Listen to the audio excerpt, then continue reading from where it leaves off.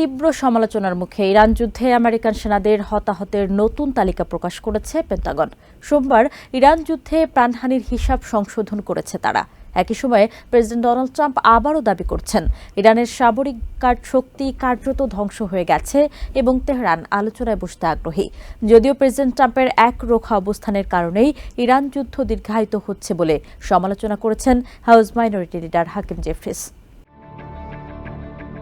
Iran যুদ্ধের প্রায় 5 মাস পর নতুন করে প্রকাশিত হয়েছে আমেরিকান সেনাদের হতাহতের হিসাব।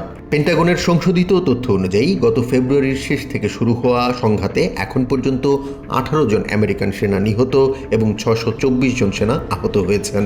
এর আগে সরকারি ডেটাবেস থেকে কয়েকটি মৃত্যুর তথ্য সরিয়ে ফেলা হয়েছিল বলে অভিযোগ ওঠে। পরে সমালোচনার মুখে সেই তথ্য আবারও যুক্ত করা হয়। পেন্টাগনের সংশোধিত হতাহতের হিসাব প্রকাশের পর সামরিক বিশ্লেষকরা বিষয়টিকে গুরুত্ব দিয়ে দেখছেন। এয়ারফোর্সের সাবেক কর্নেল সেড্রিক লেইটনের মতে শুধু সংখ্যার পরিবর্তন নয়, তথ্য প্রকাশের পদ্ধতিও জনমনে প্রশ্ন তৈরি করেছে। এদিকে এয়ারফোর্স ওয়ানে সাংবাদিকদের সঙ্গে আলাপকালে প্রেসিডেন্ট ডোনাল্ড ট্রাম্প আবারও দাবি করেন আমেরিকার অভিযানে ইরানের সামরিক সক্ষমতা প্রায় ধ্বংস হয়ে গেছে। তার ভাষায় তেহরান এখন আলোচনায় বসতে চাইছে। একই সঙ্গে তিনি ইঙ্গিত দেন জব্দ করা ইরানের সম্পদ ভবিষ্যতে ক্ষতিপূরণ পরিশোধে ব্যবহার করা হতে পারে। তবে যুদ্ধের উত্তাপ এখন আর মধ্যপ্রাচ্যে সীমাবদ্ধ নেই। কাস্পিয়ান সাগরে কথিত ড্রোন হামলাকে কেন্দ্র করে নতুন করে উত্তেজনা তৈরি হয়েছে ইরান ও ইউক্রেনের মধ্যে। ইউক্রেনের দাবি রাশিয়ার জন্য সামরিক সরঞ্জাম বহনকারী জাহাজ লক্ষ্য করেই হামলা চালানো হয়েছে। অন্যদিকে ইরানের দাবি সেটি ছিল একটি বেসামরিক পণ্যবাহী জাহাজ। হামলায় একজন নিহত এবং 3 জন আহত হয়েছেন বলেও জানিয়েছে তেহরান। ঘটনার জবাব দেওয়ারও হুঁশিয়ারি দিয়েছে ইরান। এমন পরিস্থিতিতে যুদ্ধ চালিয়ে নেওয়ার সক্ষমতা নিয়েও প্রশ্ন উঠেছে। নিউ ইয়র্ক টাইমসের প্রতিবেদনে দাবি করা হয়েছে টানা কয়েক মাসের অভিযানে পেন্টাগনের ক্ষেপণাস্ত্রের মজুদ দ্রুত কমে এসেছে। প্রতিবেদনে বলা হয় প্যাট্রিয়ট, থার্ড এবং টমাহক ক্ষেপণাস্ত্রের বড় অংশ ইতিমধ্যেই ব্যবহৃত হয়েছে।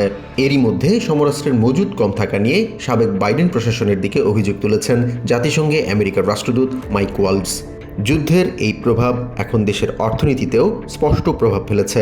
হাউস মাইনরিটি লিডার হাকিম জেফরিস দাবি করেছেন ইরান যুদ্ধ ট্রাম্পের বেপরোয়া সিদ্ধান্ত ছাড়া আর কিছুই নয়। তার অভিযোগ এই সংঘাত দেশের জ্বালানির দাম বাড়িয়েছে এবং অভ্যন্তরীণ অর্থনীতির উপর নতুন চাপ সৃষ্টি করেছে। প্রাণহানির বাড়তি হিসাব, যুদ্ধের বিস্তার, অস্ত্রের মজুদ নিয়ে উদ্বেগ এবং ওয়াশিংটনের রাজনৈতিক চাপ সব মিলে ইরান যুদ্ধ এখন শুধু যুদ্ধক্ষেত্রেই নয়, ট্রাম্প প্রশাসনের জন্য এক বড় পরীক্ষায় পরিণত হয়েছে। জাহান মিথুন, TVN 24 news desk. New York থেকে সম্প্রচারিত TVN 24 টেলিভিশন বিশ্বজুড়ে বাঙালির কণ্ঠস্বর।